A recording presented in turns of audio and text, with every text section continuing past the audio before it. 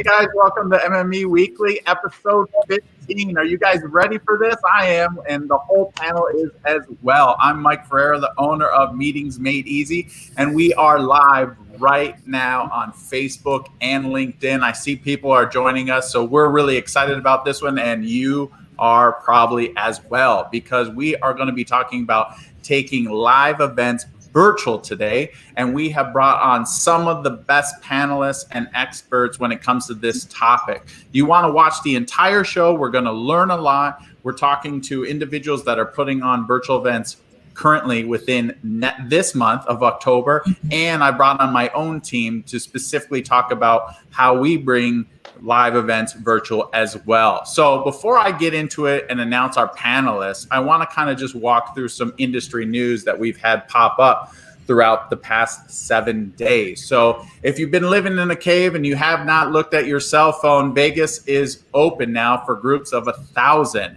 That does not necessarily mean that 1,000 people can join in within one meeting room. That just means 250 people can be in one meeting room at a time. They cannot intermingle. We have to be safe. So again, 1,000 people can meet, but only 250 people in each meeting room.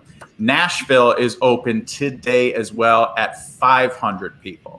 And also, Salt Lake City just announced that they will be waiving attrition throughout the entire year of 2021. So if you are worried about what your pickup is going to be, Salt Lake City is it. Let me go ahead and introduce our amazing panel. We have Pam Gildersleeve Hernandez, who's the executive director at Q. We also have Heather Campbell, who's the senior manager of corporate events at Jack Henry and Associates.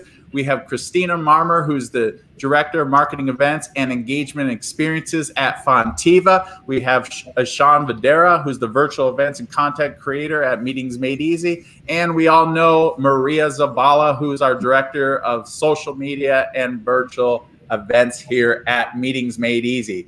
So I know you guys are excited. You want to hear from everybody. So let's just jump right into it and let's go to our questions. Pam, your organization, my friend, you've been putting on virtual events for a long time, ever since the pandemic started. So can you walk us through how many virtual events you've put on since the pandemic? What's your playbook, A to Z, and any tips and advice you have? And just for the audience, we're going to go through and ask them a couple questions, and then we're going to do questions for the entire group. And if you have any questions for them, please jump in. We'll go ahead and answer as many as we possibly can. Pam, it's your show, my friend. Well, that's a great question, Mike, because when you said how many virtual events have you put on, I had to think, I'm like, wow, we have not tracked that number.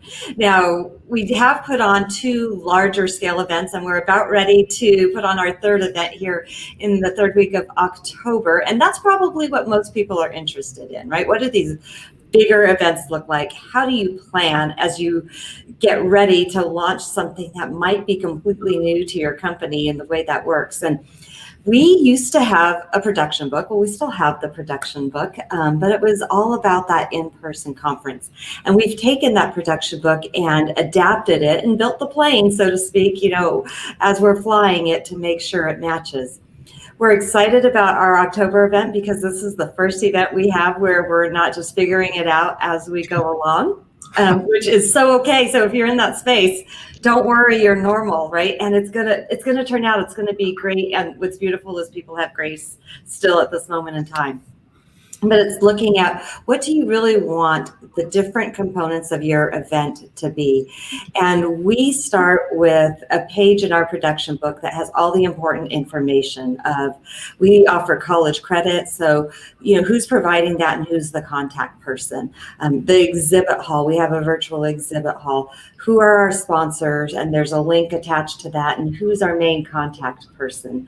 Lead retrieval, right? Who's in press and media, registration, distribution, there's sessions, there's a long list that goes in there. And it's a hyperdoc where you can just click on a link to get to the page where you need to go, and also have the contact information for who's running point. We follow that by an event timeline. There's the big picture overview.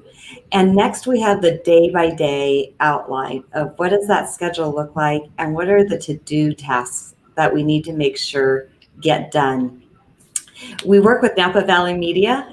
They do all of our back-end production for us in terms of filming. And so we have a film schedule that we line out in that same production book. And then we have a final contacts page as well as a general overview of the entire event. So there are many different formats, visuals, whether somebody on our team is looking at, am I trying to get that 30,000 foot view or that 3,000 foot view or that really granular, I need to dig in deep to the details, all in one production book. That's impressive, my friend.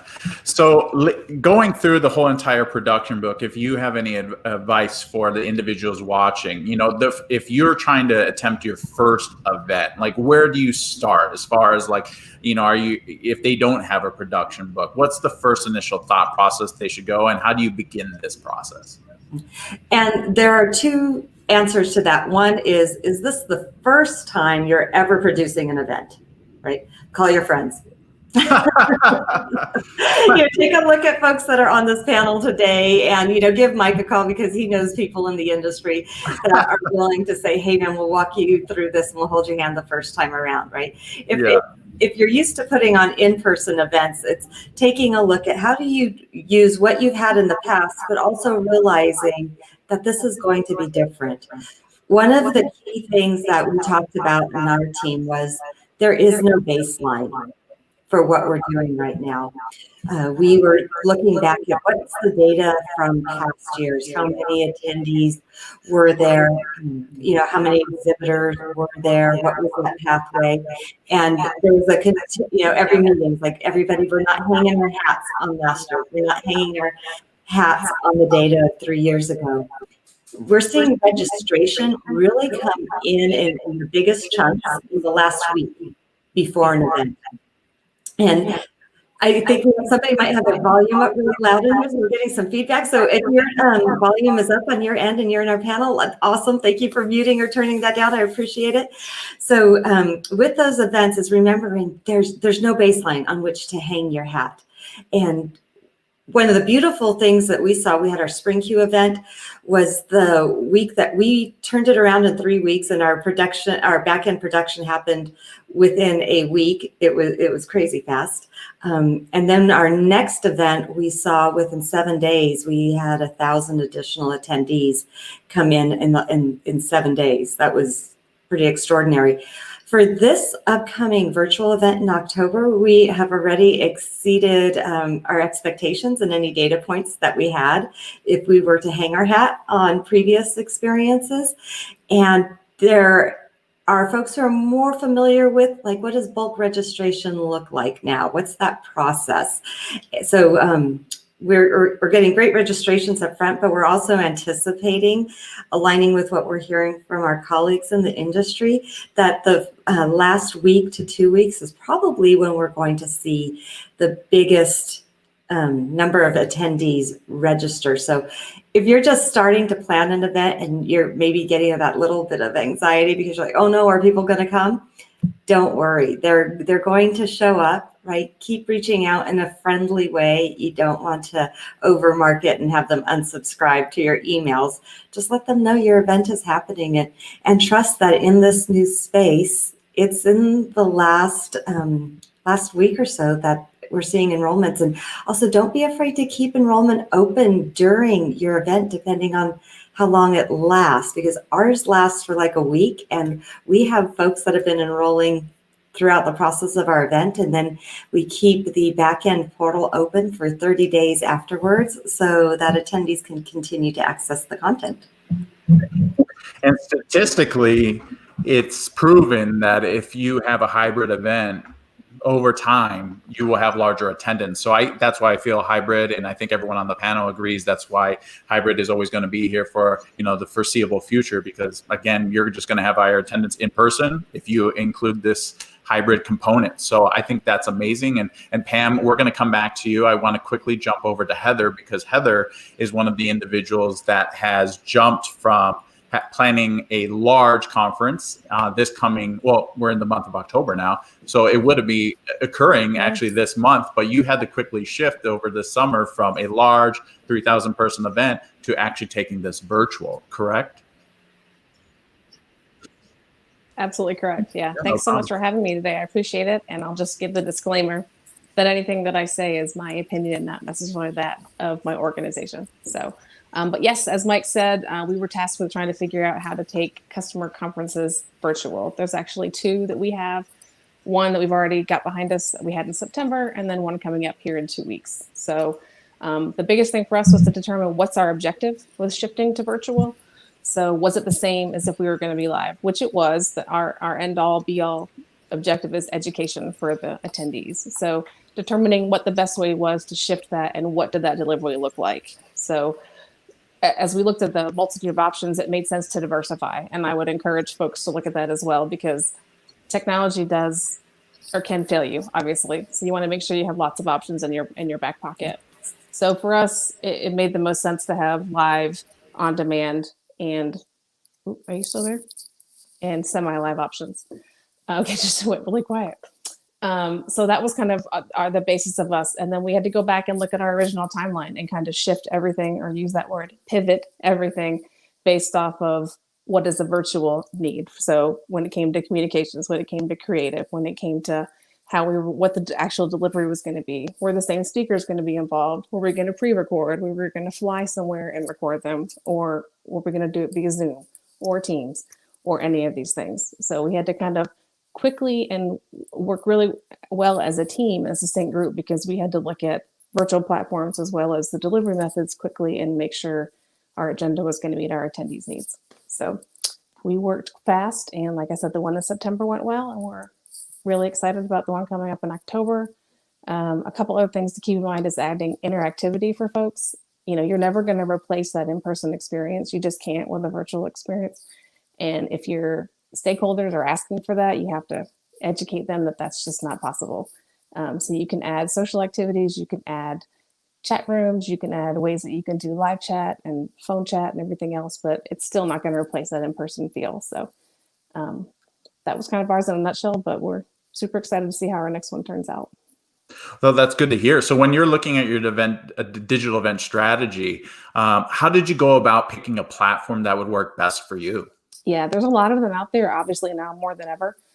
We looked at all of the kind of the mainstream ones, and then we kind of looked at putting one together that made the most sense for us, and that's kind of where we landed. So we were able to kind of custom build and develop what we needed, which was super stressful as well, because we were building on the fly and making sure that we kind of met and checked all the boxes that we needed when it came time to our event. So definitely a lot of lessons learned between the first event and the second one, and things we can change and implement to make it better for the attendees. And, like I said before, make it as live and in person as you can virtually.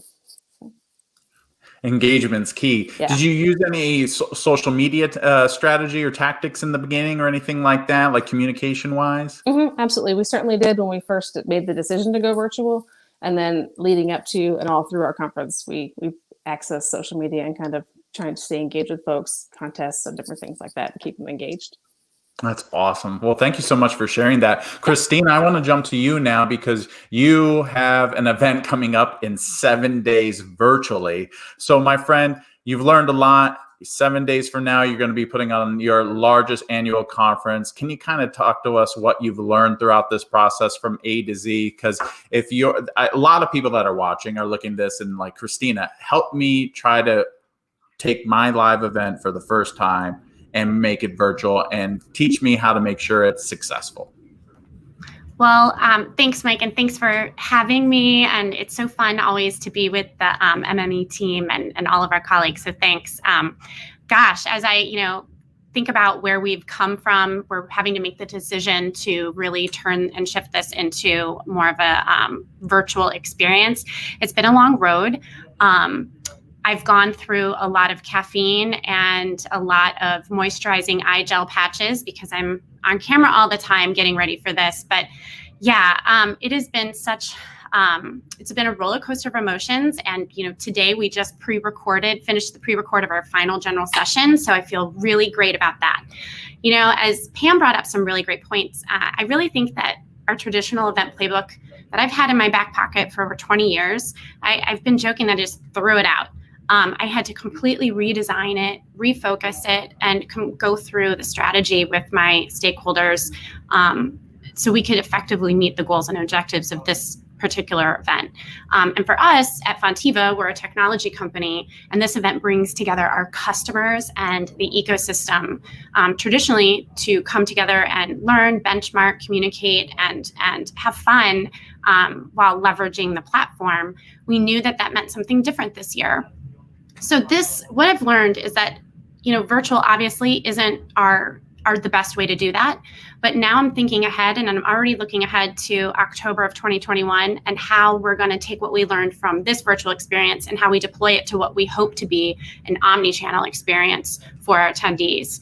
I've learned that I had to reassess every single attendee persona that comes to our event and really recurate and redesign their experiences.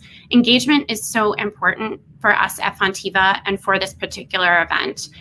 That one-to-one human connection, while it can't be replicated, we really had to come up with some creative ways to ensure that the engagement could happen. That's mission critical to Fontiva's business needs and the transformation as for a company. And it's mission critical for our attendees as they rely on this conference for education and getting up to speed on some very important technical and, business, ways to use the platform to further their business goals too. So we couldn't really skip that behind. I guess, we really were working to make sure that the organic engagement opportunities that we had, that we may have taken advantage of, as people are having those conversations back and forth in, various hotel ballroom hallways, they are really worth their weight in gold, and recreating them has been really challenging. And so much of those organic engagements were really part of the culture of the event. So I encourage planners to really evaluate the culture of your event. If it's a really content heavy and you traditionally have people sitting, in one room all day long, think about how that's going to impact folks as, how attendees are learning now. If your attendees like to get together and learn and connect with one another, you're definitely going to have to evaluate how you can make sure that folks are going to be able to do that in whatever platform you're in. I think that having a trusted platform partner is super mission critical, and I can't reiterate that enough. I'm lucky to be in one of the world's largest technology companies ecosystem with Salesforce, and I can grab whatever thing I need for my tech stack, specifically for my events, to deploy them and make them successful. And if I'm having challenges doing that, I know the rest of my colleagues are. So make sure you go through your goals and objectives of each individual event to ensure that your platform and your production can help you obtain those. And I gotta say, pre-recording is key, as exhausting as it's been. My fears that I used to have, where I would wake up, in my hotel room at 2 a.m. the night before my keynote, that his plane wouldn't land or something, and I would have to throw one of my other thought leaders on stage. Mitigating that risk is actually a hidden blessing of these pre-recorded sessions. So it's the time that it's taken has really been worth the reward. So I don't know, it's been a really crazy time for all of us, but I know everything that we're doing as an industry today, it's going to pay off in dividends when we're able to give this great, virtual has knocked down geographic barriers too for our company. We've been able, this is a global event. We used to replicate this event and do it one in the EMEA region and one here in the United States. It's one event, and we've been able to really get all of our customers and attendees together. And I think that's going to stay that way. So that's what I got. I'm exhausted. I'm running on fumes. I'm taking a vacation. I highly recommend all planners book a vacation right after your virtual event, because you're going to need to rest your eyes for days. So that's what I got. And I was actually a part of one of your recording sessions, and that was my first time. And I enjoyed it a lot because, I'll just be honest with you, it's a lot of pressure when you're live, kind of like this right now. And to be able to curate that session, and then you were able to cut it up, and then your team was amazing throughout the whole entire process. And to be able to record that, and I'm so excited to actually watch it live, and I'm going to jump on that session and answer any questions that people have. But I think recording is actually a great option, and that's something that we just don't have available when we're live in person at events. So I think that was really cool, and I can't thank you enough for bringing me on. And I wish you nothing but success, my friend, because you're so passionate about this. But I know you want live events back, but I understand why hybrid's going to stick around for a little bit. So absolutely. And we're really excited about the opportunity.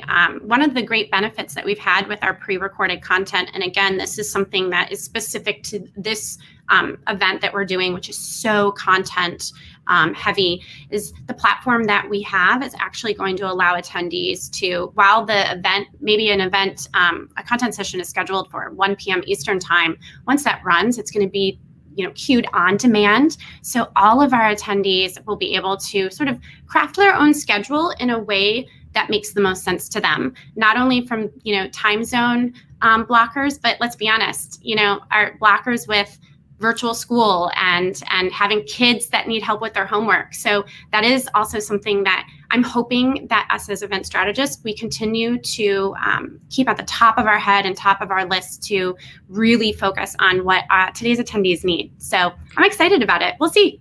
Yeah, I know you're going to hit it out of the park. I have no doubt. We have a couple questions though. Your largest annual event, and then that's probably for Heather as well, and then Pam will just bring you into it as well. Yeah, sure. So our annual conference has we typically, for our live experience, we typically have almost 950 attendees. As Mike and Pam have both given their insight on, our attendance is completely jumped through the roof. We will have well over 1,200 attendees for this particular show. So we're really excited about that, to be able to bring much needed connection and content to our attendees. And Heather, for yours, how large, my friend? 3,000. 3,000. That's no easy feat. Pam, you've done so many. I mean, it probably ranges from 10 to 7,000. So. Yeah, so for sessions, right, we love hitting that 100 mark, but for our big events, we're looking more at the 7,000 mark. So we have done everything between 100 to 7,000. It's pretty fantastic. And I'd love to build on one of the comments that actually I'd love to just visit with Christina for so many things in here. And Mike, would it be okay if I took just a moment to sort of one? Okay, so one of the things that's really real and that we don't talk about all the time is it's like, there's some self-consciousness about, gosh, I'm on camera and I'm looking at myself. And so as Christina, you mentioned I'm going to get these moisturizing under eye pads. I just listened to you and I think, probably people in our audience were like, I'm taking that tip, right? If I take nothing away. And I'm going to be completely honest, I asked a friend of mine, Damian Trujillo, he works in the news industry in San Jose. And I was like, hey, what do I do about the bags under my eyes? Because I'm up all the time. And he's like, hey, you use that hemorrhoid cream. I'm like, is that legit? Like the stories that we read? And he's like, yeah. And so I'm, looking at it and reading these articles. And it's like, well, you better be careful because it could hide other health conditions like not getting enough sleep. And I was like, spot on. That's exactly what I'm looking to hide right now. Christina, what was that you were just showing? I got to tell you guys, I think every single planner and every single event practitioner, whether you're a planner or you're, supporting on the production or AV side, we all used to have our secret bag of tricks and, for our on-site live experiences, and it would be the blister block and the 2 different pairs of shoes. I am still wearing, I'll show you too, I'm wearing my Rothy's per usual, even though I'm not running around. But one in my secret bag of tricks, what I ended up purchasing from, I'm doing a lot of pre-records of our internal thought leaders here in our DC office. I got to tell you, pressed powder for especially the gentlemen. They might not have it on hand, but having this, I got to tell you, I never thought the day would come that something from my makeup bag would be mission critical to the success of an event. So it's just funny. And we're really looking forward to being able to like show off our thought leaders, and we certainly want them to look their best. So, we've been giving our thought leaders a lot of training on how to work best in different lighting. This isn't really the best example today that I have, but we've turned an entire room in our building into a studio. And it's just been crazy. We all can't wait to sleep. And then maybe those bags will go away. And Christina, I'd love to connect with you offline and trade products. Absolutely. So much to learn in that area. So Q is we're an ed tech nonprofit, and we support schools and districts and teachers and administrators, mostly in California and Nevada previously. But one of the things that has happened through all of this, we have partnered with Google and Microsoft, and with Microsoft we offered the Global Ed Tech Academy, and we had over 200 countries while we were doing that work. So there, this opportunity to expand. But one of the things we're also mindful of is that we are teaching teachers and we are teaching administrators what that online learning experience is, and how do you make it interactive. And so there are some things that we can pre-record and put in the can, so to speak, right? What are our intros and our outros? But there are also things that are changing so rapidly, specific in the education industry right now, that with pre-recording, and our event being 3 weeks out, it could be completely outdated by the time we get there. And we're all watching this in the news right now. So it's coming up with that balance of what can we pre-record that we know will stand the test of time for 3 weeks, right? Standing the test of time, we used to think years. For standing the test of time, we're now thinking in terms of days and weeks. And so we have a session in which we'll be talking about ed tech and politics. It's just taking my breath away a little bit, because we'll be 2 weeks out from the election, and we know that big news is dropped on Fridays in the evenings usually, because our politicians like it to simmer over the weekend, and we'll see what happens with those headlines, but then there's that action that happens the following Monday. So the Saturday of our event, we're going to be doing a deep dive into what happened on Friday, and be able to have those conversations the coming weekend. And we also want our teachers to experience what does interactive online instruction look like and feel like. I see a lot of criticism for educators out there right now, and it really breaks my heart, because if we haven't experienced it ourselves, if we're just getting sit and get type of learning in which we can't interact, it's really difficult to expect administrators or teachers to be able to deliver that, because they need to know what is the tool and what does it feel like for me as a learner to experience that. So we do a lot live, and to Christina's point, right, there's a little bit of like, ooh, it's not in the can, and what if somebody goes overtime, and what if the internet goes down? It can happen. What if the platform fails in that moment? And what's our backup plan?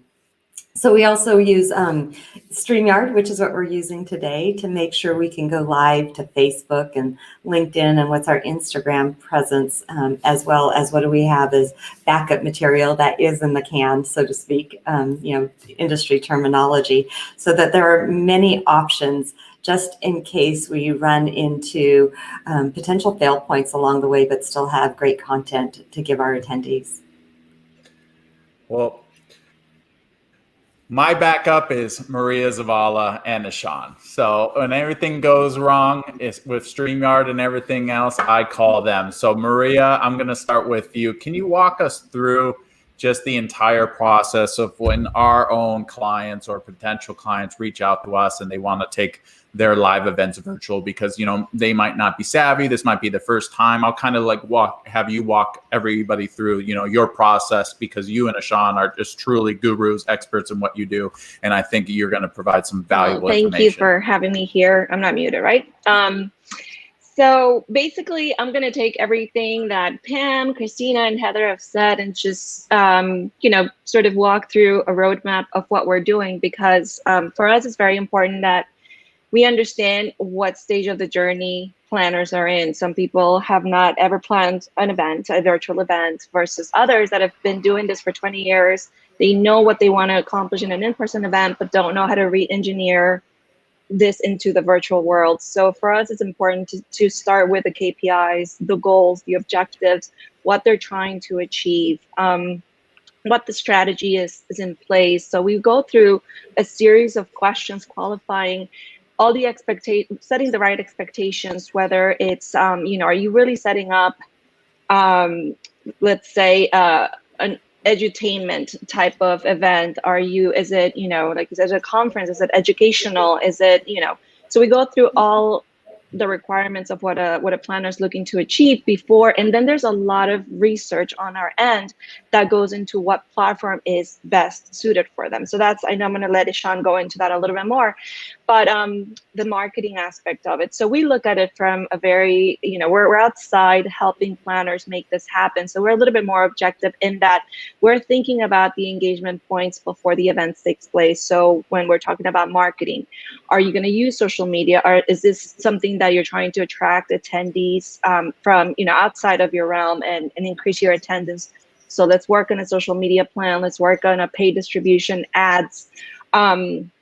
Is your website optimized to handle the traffic that's coming in? Do we need to set up a landing page? So again, a lot of of what we work with is making sure that we address every engagement touch point from the pre-event, during the event, and post-event, which is very key for us to work with as well. Because once I think having virtual events happen, it allows us to create, well, it allows planners to create very rich content. And so the conversation now becomes, what do you do with that content? So once you have it, are you going to share it after the event is over? Are people going to see this on demand? So there are so many different perspectives and choices that you now have. And one of the things that we were doing when we were doing in-person events was, you know, your daily video recaps. That's when Nishan would come in. They're very nimble, just film everything, and you have a turnaround of 24 hours. Well, now what do we do? So we've just the approach is the same, but instead, when you have to pre-record something, so you have someone, like you said, a speaker who might be great in person but doesn't really know, you know, or doesn't come through video properly. And Christina, you know, it's funny you mentioned the makeup and having that. In my previous life, I was a makeup artist, so I know all about that. I just pulled, you know, your tools out, and so, you know, Ishan and the team go in very, you know, white glove approach and teach them and coach them how to come through video. So that is so important, because if you have an educational session or a presentation, we're taking care of the graphics, the look, the feel, the brand awareness, how you're presenting it. So the person that's, you know, having to get on camera doesn't have to really worry about all the technicalities or the camera or anything else. They can be on the chat, engaging with people, answering questions. So those are some of the advantages that we see in pre-recorded. You know, if there is something like Pam, you were saying, there are things that just have to happen live.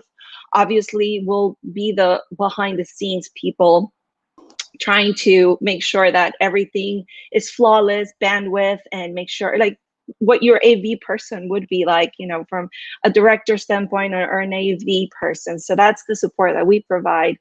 And again, you know, it's just really being there for the entirety of the journey and making sure that every touch point is addressed, so that the content you're producing, so that really for meeting planners, that they're focusing on what's important to me is that content. And then let us play with that content, how we see it, so that we can create that engagement pre-event, during event, post-event. So Ishan, you want to add on to? Absolutely. You know, one of the things that I've noticed over the last few months with the events shifting is that obviously there's been a lot of chaos, but I think it's opened up a lot of opportunities for a lot of people as well. So, for example, suddenly your event's not limited to those 2 days, as a very basic change that has happened, right? So we don't have to bombard everybody and make them zombies, which is a new term that is coming up with people are zoomed out completely because of meeting after meeting after meeting. So what we've really wanted to work on, Maria and I, that we wanted to kind of take this entire package and maybe even spread it out over 2 months or 3 months. It doesn't have to be that the sessions still could be at the same place at the same time, but this little nurture of communication doesn't go away. No matter what changes, the over communication and the idea of like keeping your entire community on board with what's on your mind, how you're going to pivot or shift, how you're going to kind of, go around, whether it's going to be a hybrid thing or completely virtual. Especially this year, a lot of people are shifting, but by next year, like Mike was mentioning and others, everybody will be in a pivot mode because they have to keep one of their feet into the live event space. But one of the things I realized, which kind of sort of commonly bounds everybody when we talk about enhancing an experience, whether it's live or pre-recorded, is the storytelling aspect of it. That's the content aspect of it. And storytelling doesn't have to be with a sense of once upon a time and this was happening and that was going on. It can be very real time. It can be very real time on social, especially with, the makeup stuff going on, going backstage, blah, blah, blah, to do this. And 3 days later, when you go live on your event in 7 days, Christina, they'll be like, oh, that's what she was doing with what was happening. Those little connections go a long way. And I think that's what I've realized is that these virtual events have given us actually an advantage to really go deeper with our audience and really get those data points out so that we can take in their comments, their feedback, or even their reactions and engagement, and then figure out for your next one how to enhance it to that level. So a lot of our storytelling can be done in multiple ways, right? It can be videos, it can be animations, graphics, designs, like all sorts of things. However, what binds them all together is one, your energy, the mission that you have, and why you seek to serve those people. So I think a lot of things have changed, but the base level of things hasn't really like shifted. One last point I want to make is that, I do come to this field from a content athlete sort of a mentality. And a lot of it is to do with the idea of how robust and how fast we have to be. Agility is one of the strengths for content producers right now. And I think when you guys are choosing your content production teams, one of the reasons why MME has been so out there with the content and kind of getting it out is the consistent aspect of it. We're not scared to put something out and then see whether it was the best perfect thing or not. This is a process. And as long as we tell our community a story that this is a process, they want to grow with you. That's one of the things that, I would love to leave everybody with is like, let's not be nervous. Everybody's in the same boat, but it's more like we want to learn from each other, but people are okay with the idea that it's not going to be perfect. It's chipping away at it and it gets better and better. I agree 100%. I mean, virtual is never going to be perfect. Just like the show, we have glitches happen all the time and you just have to evolve and get through them. And the one thing I think was so impressive about you, Ishan, and what you do is I'll just go into the on-site experience for live events or maybe hybrid in the future. You're able to go, and you've done this with our clients, and film a whole open welcome reception registration day. And you can flip that on video and have it ready for the general session at 8 a.m. the next day. I don't think many people in the industry can even do what you do because it takes weeks. You can literally flip and present video within 24 hours. Or less sometimes. We've actually done it less. No, but I love that because when Pam was talking about it, I was like, oh, okay, Friday news dump. I got 7 hours. We can figure this process out if you have the templates ready ahead of time, blah, blah, blah. So there are ways to work it out, but I think the bottom line is that we need that athletic mentality towards it because stuff is going to go wrong. Suddenly you will be leading 3-0 and suddenly you're going to be in game 7 out of nowhere. So those kind of things definitely go a long way. And I think for meeting planners, everybody that I've met, everybody wants to. One thing about meeting planners that I love is on both their sides, they just want to enhance that hospitable experience for their clients and also for the people that they're booking the spaces for and, doing the business with. So I think with meeting planners, it's all the more important for us to go all in on the content, story development, etc., because it does give you that cushion of emotional attachment that comes with the community that we may lose otherwise because of lack of that physical. No, I agree 100%. We have a couple questions. Oh, go ahead. No, I just wanted to add on to that, and I just touched up on sponsors, and that I think that's one of the biggest pain points that our clients bring up to us. How do we increase the value for sponsors on the virtual side? That seems a little bit, confusing or difficult to create, or networking. I believe somebody was saying too, like, how do we now, Christina was saying, like, the culture of our our event was the networking, was the one-on-one conversation. So the great thing about virtual is that there's a lot of real estate where you can incorporate a lot of touch points for sponsors and really bring them even more value than when you were doing it in-person events. So that's something to keep in mind. The way that you get creative with it and create these experiences, and the data is so rich for them. So just wanted to touch up on that really quick. Yeah, and Mike, just finishing that point also, because something that we've been doing more and more of realizing is that business models are changing, right? With things happening like this. So people do want to come up with new ways of being able to show their sponsors that their money is going a longer way, because they were looking for that physical door, like how many people walk through their booth sort of metrics, but now that's going to be out of the window, at least for a year from that standpoint, depending on how people come back. So given that fact, the cool thing is that it's no different than Facebook marketing for your clients and taking back data to them and telling them, hey, we ran your ads in front of these people for almost a month, and this is what we came back with. In fact, actually, it's better than just how many people walk through your booth, because you get reach, impressions, engagement. You get how much time they spent on a certain page, where were they scrolling through.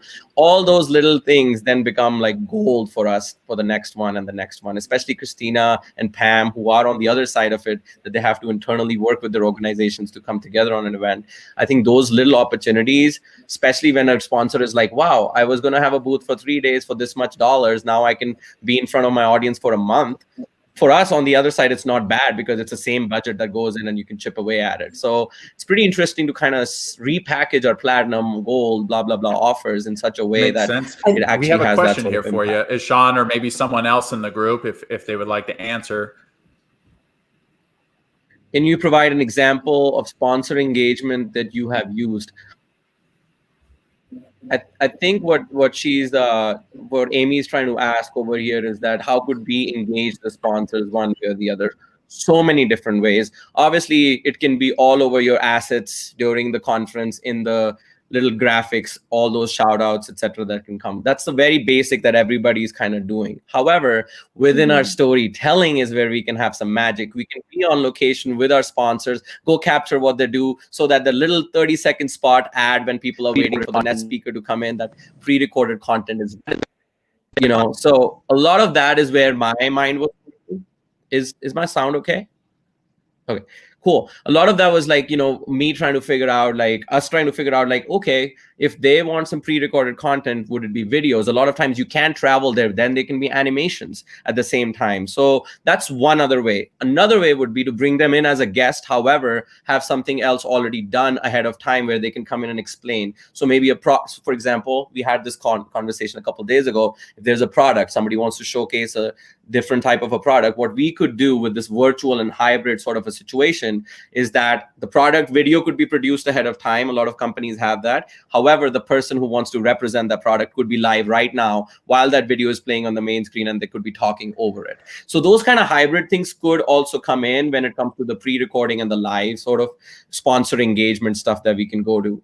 The best thing is the data. You want to take back reports to the sponsor and show them exactly what was done, how it was targeted, who did we talk to, what did they say. That's where I think the money comes in for them. But so many different ways to engage, because now it's like a play almost. It's like theater. You can plan your show. There's a director for it in that sense, and come in and out. One of the things that's happening out here in the industry too, though, is that our sponsors and folks that we normally do business with are a little bit scared of this field. And am I going to get the ROI on my investment? Because this is new. And what we're finding is they're looking for traditional data points which just don't exist right now. And it's fascinating to watch people say, like, so how many people do you have registered right now? Because that's going to determine whether or not I decide to be a sponsor with you.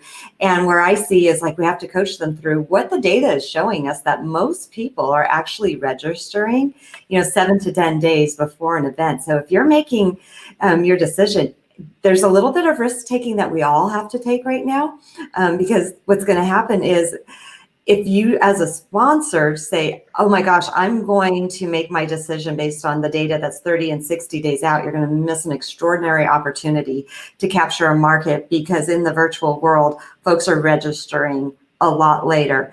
And there's a little bit of a tug and a little bit of a tension point that exists there. they're concerned about, am I going to be just sitting in a Zoom room all day waiting for people to come in? I, went to a virtual conference on giving virtual conferences. And that just fascinating. But the touch points of how to be interactive. I loved getting the Starbucks card that drew me in, a virtual Starbucks card that drew me into the booth. And there were some booths where they had somebody prepared to say, "Hi, Pam." And I was like, "Hey, right, this is fantastic." And they're like, "What are you looking for?" And I was like, "This is what I'm thinking." They're like, "Hey, we're going to put you in this breakout room." Wonderful. I felt really engaged and welcome. And, we used to get Starbucks cards when we went to conferences before too. And then I went into some other booths and you could tell they just weren't prepared with that mindset. And it was like, are you, what's your industry and where are you from? And right, I was like, ooh, this is painful. Y'all are not ready for this here. But as to share with our sponsors, here's what's real, and knowing that not all of them are prepared from the corporate mindset yet to engage in these virtual spaces. There's some hand-holding, there's some coaching, risk-taking. For some of them, their marketing dollars have been pulled back, even though they don't have travel budgets right now. There's still, from the corporate perspective, some nervousness about what is our return on investment, what is our ROI in this space, and letting them know that we're here to walk with you and we're here to give you that post-event information as well. And here, trust us with some of the suggestions, because we've been dipping our toes in this a little bit, and we're taking some risks together. We have another question from Katie.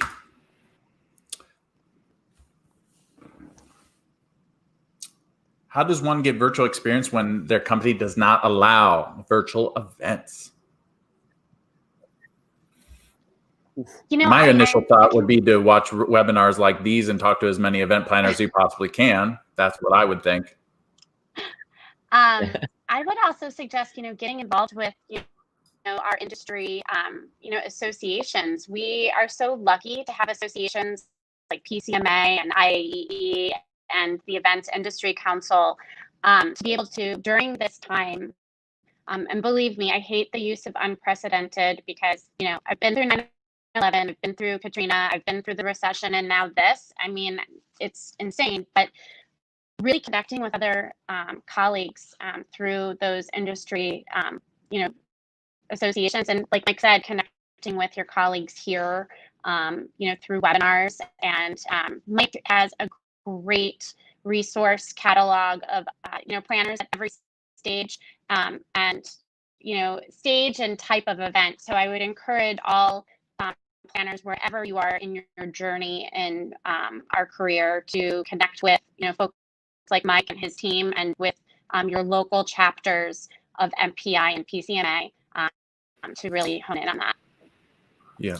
That's wonderful advice, because I will say Meetings Made Easy has been invaluable to us, both pre-COVID and post-COVID. And the support that we've had from Mike and the connections he's made for us with other industry partners, because he is so well connected and his team is so well connected. Meetings Made Easy is definitely leveling up our game, our virtual game. I did not pay you to say that. Thank you all. We have another question. I think this one might be for Maria. Maria, I think you might want to jump ahead of this one, from Liz on Facebook. Sure. There are so many creative ways to engage attendees. Okay, let's see, where could I start? So, for example, I have a hotel background, and a lot of the times, I'm seeing a lot of DMCs, a lot of the industry folks that are trying to engage virtually, doing real live gifting. So, for example, as Ashan was mentioning, if you're setting up a virtual event that's about a product, why don't you send them a box of something that, something that showcases what you're going to be talking about, whether it's, you don't have the welcome dinners and welcome receptions anymore. I've seen a bottle of champagne with two, glasses sent in advance. So incorporating those touch points that allowed you to connect, and this could be done before. One of my favorite things to do is engaging people in social media before the event. So whether you're creating an app or just driving people to your social media channels, it's really fun when people start creating that sense of community. And that's even to Katie's point, if you're not engaging with your PCMA and PIs, you do need to. People are at home. It's really great when you feel like, okay, I'm going into a community that understands or have the same interests as me. And so creating that a conversation before the event also sets the right expectations. So that's another engagement point. Let's see, and yeah, just making sure that during the event you're asking questions.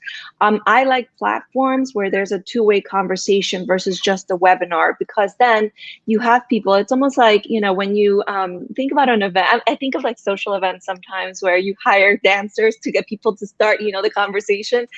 I sometimes see people in the chat just, getting people going and asking, like, do you have questions, getting them excited. And all those engagement points, believe it or not, do make a big difference. I think it was Pam, you were talking about, having the speaker that just wowed you, that you admired, and then that having that connection to that speaker and having them say your name was huge. So having that chat, you may not see it as, as a critical point, but really it does engage people during the event as well. So, and yeah, so getting that one-on-one conversation, those are the ones I can think of, but guys, please feel free to jump into. Pam, that sort of also like solves that problem of the sponsors that we were kind of talking about, because the way I look at hybrid events is not just the fact that they have to be in a convention space and also in a virtual space at the same time. The physical aspect of it can also be by us sending stuff, right? That's what Maria's talking about. And one thing that we can also do in those is QR codes are back. Everybody's scanning their menus in restaurants and everything. And you could literally have Pam pop up with a video when they see an invitation with a message for the rest of it. So the goal is to kind of create that hybrid, by getting to them through cards.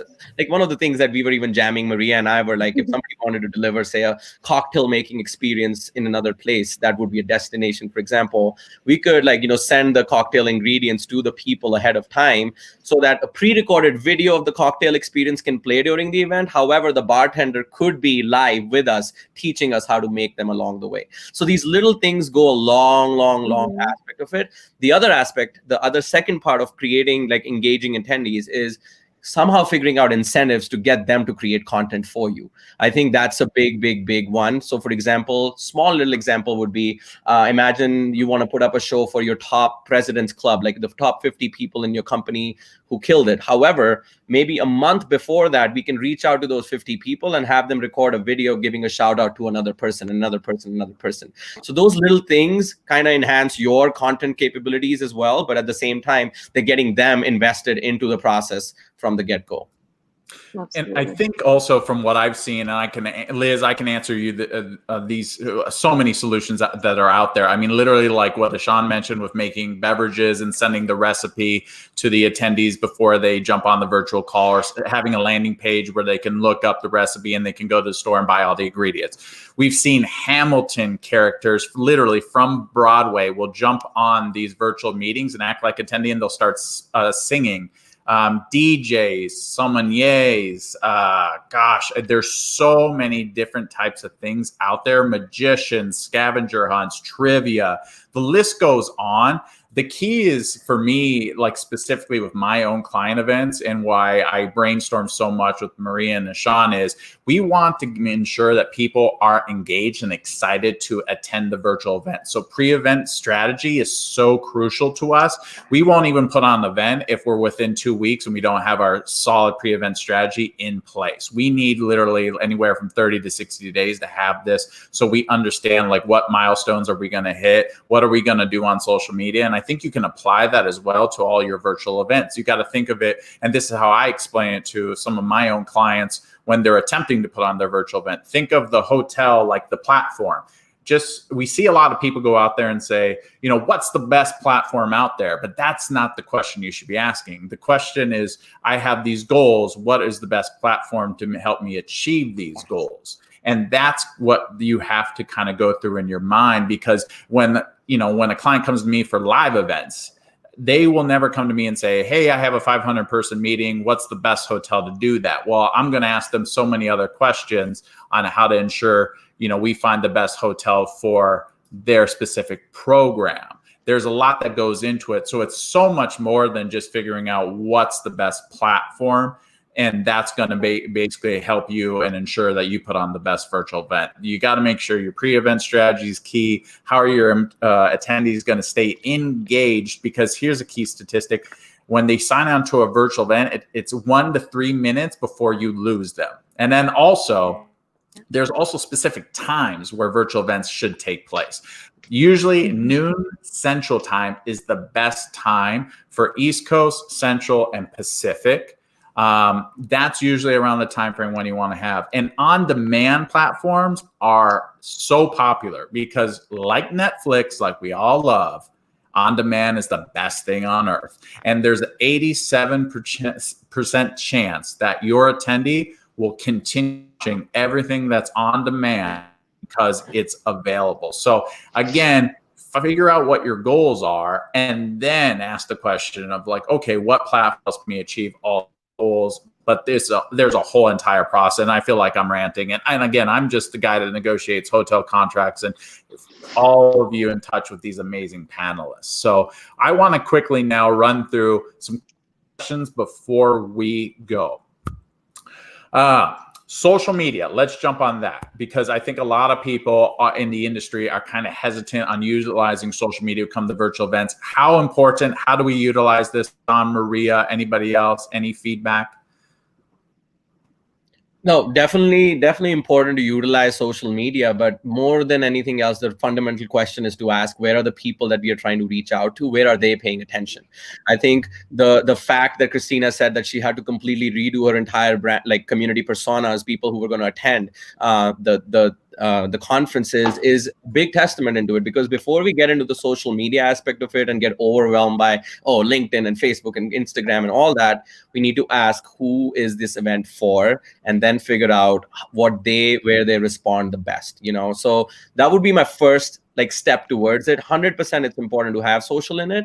However, I think the fatigue with social is also very real. That's why your ad budgets are specifically very important, because Mr. Zuckerberg and other people, they don't allow people to see what they want to see unless you pay them a little bit. So we want to make sure that those things are also part of how we think about our costs and resources that we need to put into place with the social. Yeah, no, I think you covered it, Ishan. One thing that's important to think about too is the type of event. So it may not be open to the public. So a social media strategy might not come into play in a sales kickoff that's just an internal meeting, whereas you would want to create an app. There are a lot of apps. So something that can get people, the point is to get them engaged from the beginning and setting that right expectation. But you don't always have to, incorporate a social media strategy unless you're really just broadening up and opening it up to the public. So again, having that audience in mind, knowing who you're targeting and how to get there, that's really what I think it's key to keep in mind as well. I'd like to add that I just want to go ahead. Oh, go ahead, Pam. Giving our attendees an opportunity for voice, and there are, how do we do that? Because that's what's missing, right, in the face to face, is we're not getting to talk. And there are some folks, that we can just talk, and we're often not listening. We're planning our next talking point. So how do we help people to stay engaged by giving them that chance to be heard? And some folks are quiet, but there's a lot going on in their head that they want to share. So we use products, and recommend, depending on your budget, what kind of analytics you want to have in the background, such as Poll Everywhere, Mentimeter, Thought Exchange is a company where there's a question that can turn into a word cloud.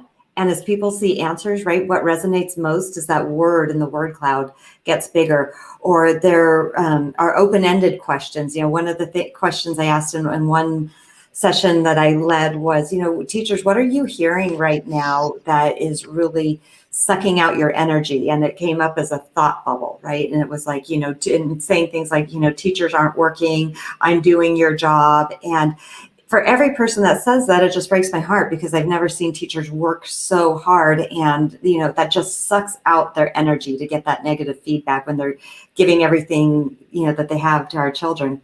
And then there are companies like Thought Exchange that give you really significant back-end data analytics, and it gives everybody an option to have their voice heard, because whether I'm somebody that likes to talk, right? Like we're type A's, we love to talk in here, but there are also folks that get given that opportunity to let me think for a moment, and let me type in my response, and let me see a little bit of where everybody else is heading and what resonates with me. We get more attendee participation in those types of platforms, and that keeps them engaged, and it makes sure that they're heard and keeps them dialed in longer, so that we're not losing them at that 1 minute or 3 minute mark when we know that the really deep content is 10 minutes in. Perfect. Christina? I just was going to chime in here that when you think about, your social component of your event, you have to think about what your platform has inside of it that can extend your social strategy. We are really trying to keep our attendee comms pre-show through social, but the moment we get into our platform, which it was mission critical to us that it had a great attendee to attendee communication modality, we're putting in the same sort of effort that we would in a traditional live event for our social directly inside of that virtual platform strategy as well for attendee engagement. So just something to think about. If the platform that you have has a great attendee communication modality, extend your social media strategy into that as well. So before we let the audience go, and I can't thank you all for this invaluable input, what would be the high level overview if you were to attempt putting on a virtual event for your first time? Like the first 4 or 5 things that you should just really be the initial things that you have to start with, just so they can leave and hopefully attempt to put on a very successful event. The high level overview I would offer is really determining what it is that you want to accomplish, and then ask the how question. And I'll give an example. There are things that, the conference, the virtual conference for giving virtual conferences is getting some swag in the mail. And I know that we can't afford to send all of this to 7,000 folks. So now the question is how do I still give that same experience to our attendees? And we spoke a little bit earlier to the cocktail, having a mixologist come in and having a non-alcoholic and an alcoholic component in there, and sending out by email, well ahead of time, and then a reminder, hey, buy these ingredients. Here's the non-alcoholic and here's the alcoholic, and having a super fun virtual bartender come in and do that. And then there is the how do I create that social media presence? Maybe I don't have a big marketing budget to promo, right? It's like, you can promote this ad, promote this, promote that. So use hashtags, right, to create that space. But for every item that there is that you see out there that you're like, I would love to do that, and you may or may not be able to afford the portion of that costs a little bit of money right now, because we're in different spaces with that, ask yourself the how question, and ask your team, your board, your members, whoever it is, how do you see us doing that? And that creates that agility and thinking and that adaptability that we need right now to adjust to this virtual space. I would encourage every single event planner, regardless if you're, at the leadership table level like me, or if you're, just starting out in your career, now is the time to totally bust down those organizational silos and really get to your stakeholders. And like Pam was saying, you need to be able to get your buy-in from your entire organization, from your attendees to your board investors, and to the folks who you're going to be crossing departmental lines to get these events off the ground.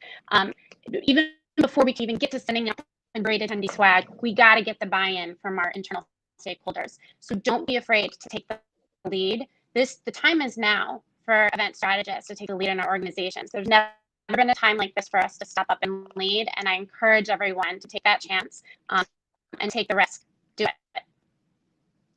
Yep, I would agree. Determine your stakeholders, get them on board, determine your objectives, and then make sure that you scale your event based on the budget that you have available, and just do the best you can and push out a great product. Definitely. And one thing I would leave everybody with is to not think of your events just on the days of the events anymore. They can be stretched out. You can be reaching out because, even if your 7,000 people are registered to attend, something may happen in those 2 hours that somebody's kid is crying that they can't attend. So the idea is for us to go from a pre, on-site, and post. Keep these things in mind, and that's when you really see the magic happening over there. And for me, it's really dedicate time to research, do your homework from every perspective. If you can't get the platform has all the bells and whistles, then figure out ways, like Pam was saying, how to create that similar experience with something that might be a little bit of a lower budget. But again, there are ways to do it. Rely on the people that know how to do this, that have more experience.